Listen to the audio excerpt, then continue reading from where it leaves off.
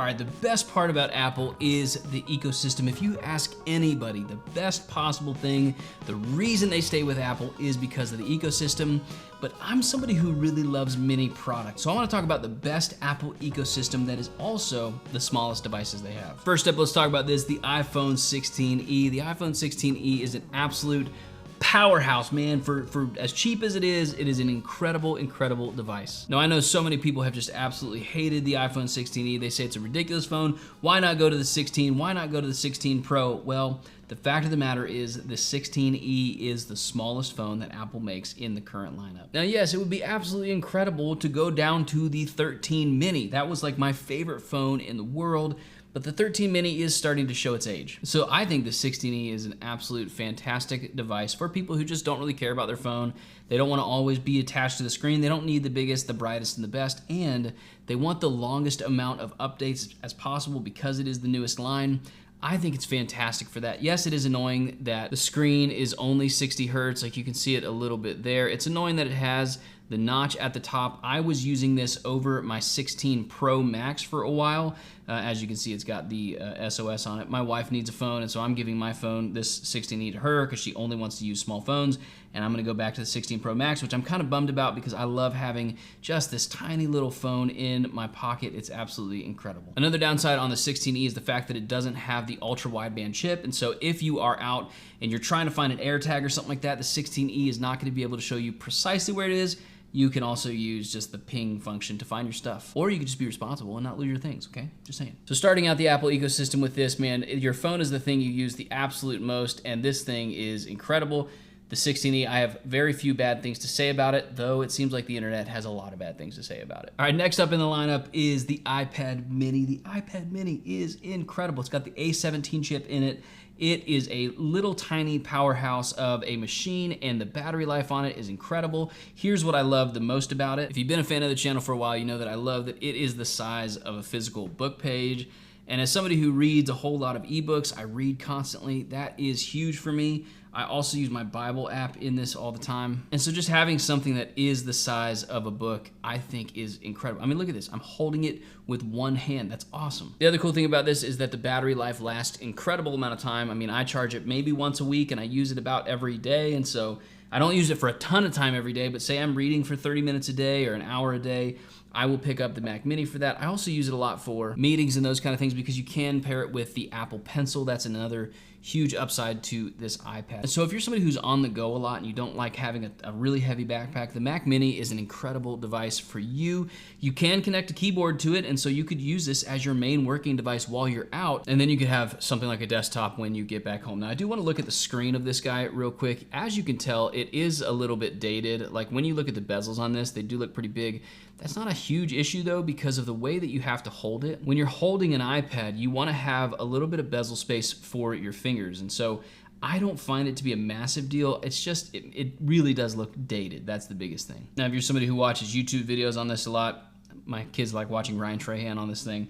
It's a fantastic screen for watching YouTube. You're not gonna notice a huge difference if you don't have other iPads right in front of you. Say you had the iPad Pro, you're gonna notice a difference in the blacks, but when it's just the iPad mini by itself, it looks awesome. And that leads me to my next product. If you're gonna have an iPad mini on the go, you need to have some kind of powerhouse at home where you can get real work done, and that's where the Mac Mini comes in. I absolutely love the Mac Mini. As somebody who loves small form factor PCs, the Mac Mini has been the absolute best possible small form factor PC.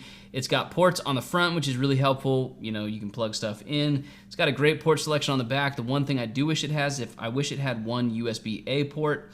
I do have, you have to end up getting something like a dock for it, because I have my keyboard connected here. So that's kind of a bummer. I do wish that it did have a USB-A port, but it is still awesome for everyday tasks. The power button is on the bottom, which people have made a huge deal out of on the internet. It is a little bit annoying because I have had to use it a few times, but not that big of a deal. This Mac Mini though, man, if you're out and about with an iPad and then you have a Mac Mini at home, you can get real work done. And at $599, the price for this thing with the regular M4 chip, man, what a killer deal. The other cool thing with this, and some people might find it annoying, but I like that there is no screen attached to the Mac Mini, because then when I want to upgrade my screen, maybe I want to get an ultra wide one year, then the next year I want to get a 4K 180 hertz monitor, I can do that because it's not attached. Now, just one word of warning with this guy, you are going to have to make sure you get enough storage because the base model is not enough in my opinion.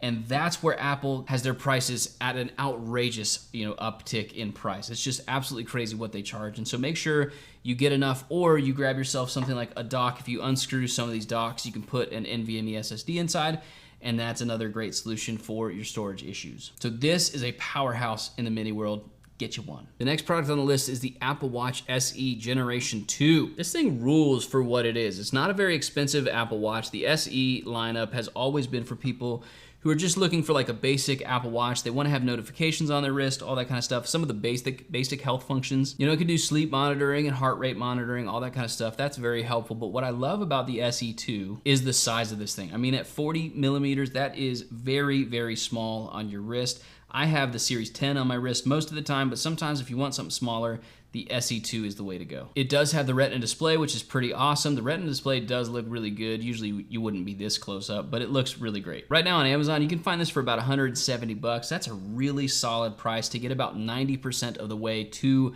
the quality of the Series 10 in something so mini, so small, and what a great price. And then when it comes to the absolute powerhouse that I will not leave my phone without, the AirPods Pro 2 are so incredible. Mine are gonna be a little dirty, so I'm not gonna show you a bunch of close-ups on them. But man, the AirPods Pro 2, they are so dope. Look at these things. They are tiny, they fit in your pocket just fine.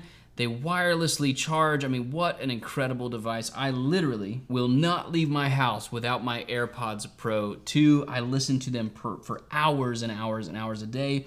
The battery life is unbelievable. I charge these things about once every 3 days, and I probably use them at least 3 to 4 hours a day. So once you put them back in the case, they will recharge up, and then you can charge the case at night.